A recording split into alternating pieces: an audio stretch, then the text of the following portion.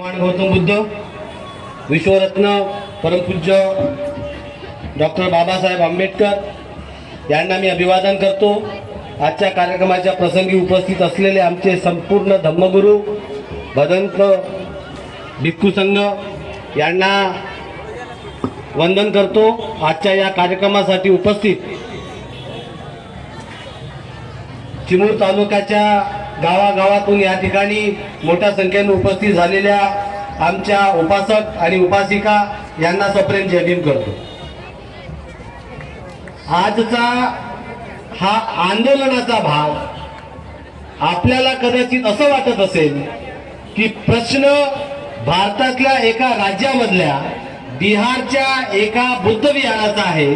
त्या संदर्भात चिमूर तालुक्याच्या सारख्या छोट्या तालुक्यामध्ये आम्ही आंदोलन करून काय साध्य करणार आहोत। तर मी या फक्त एका प्रश्नाचं उत्तर आपल्याला देतो आणि आपली रजा घेतो।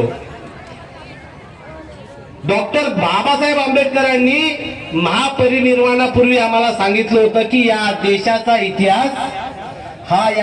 इतिहास म्हणजे दुसरं तिसरं काही नाही तर फक्त क्रांती आणि प्रतिक्रांतीचा इतिहास आहे।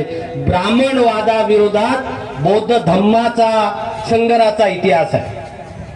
हे 2500 वर्षापासून चालत आलेलं आहे। 2025 सुरू आहे तरी हा संघर्ष आतापर्यंत संपलेला नाही आणि म्हणून डॉक्टर बाबासाहेब आंबेडकर आम्हाला सातत्यानं सावधान राहण्यासाठी सांगायचे। हा 1949चा ऍक्ट आला कसा?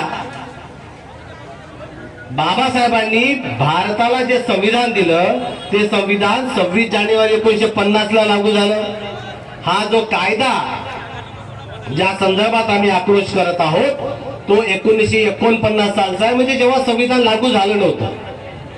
1935 साली पहिल्यांदा ब्रिटिशांच्या अंमलाखाली जेव्हा भारत होता तेव्हा काँग्रेसची काही सरकार या देशामध्ये स्थापण्यात आली। त्याच्यामध्ये बिहार राज्यात काँग्रेसचं सगळ्यात जास्त बहुमत असल्यानं श्रीकृष्ण सिन्हा नावाचा मुख्यमंत्री होता 1949ला आणि त्यांनी कुठल्याही लोकशाही पद्धतीनं कुठलंही सरकार अस्तित्वात नसताना जो कायदा काढला तो हा काळा कायदा। काय म्हणतो हा कायदा? हा कायदा म्हणतो की या समितीमध्ये 9 लोक राहतील, 4 लोक बुद्धाचे राहतील, 4 लोक हिंदूचे राहतील।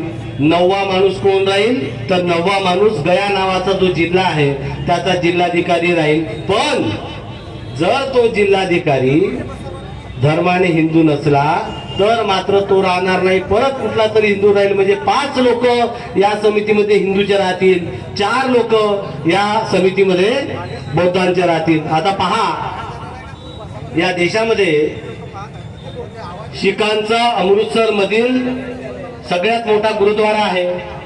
त्या गुरुद्वारासाठी एक कायदा केलेला आहे, शिरोमणी गुरुद्वारा प्रबंधक कमिटी। त्याच्यामध्ये सगळे शीख बांधव आहेत। काही वर्षापूर्वी राम मंदिर अस्तित्वात आलं, राम मंदिरासाठी कायदा केला। त्यात ते हिंदूचं दैवत असल्याने सगळे हिंदू बांधव त्याच्यामध्ये मेंबर्स आहेत। मुस्लिमांच्या ज्या काही धम्म जागा आहेत किंवा ज्या काही कुठल्या त्यांच्या मजहबी जागा आहेत त्यांच्या संरक्षणासाठी जो कायदा केलेला आहे त्याच्यामध्ये सगळे मुस्लिम बांधव आहेत। ख्रिश्चनासाठी कायदा केला त्याच्यात ख्रिश्चन बांधव आहेत। मात्र हा एक असा कायदा बनवलेला आहे ज्याच्यामध्ये भगवान बुद्धाचे जे अनुयायी आहेत, भगवान बुद्धाच्या विचाराला जे मानतात त्यांचंच प्रतिनिधित्व नाही। असं का झालं असावं? असं का होतं? साधा प्रश्न, सोपा प्रश्न आमचा सरकारला आहे। तुम्हाला भगवान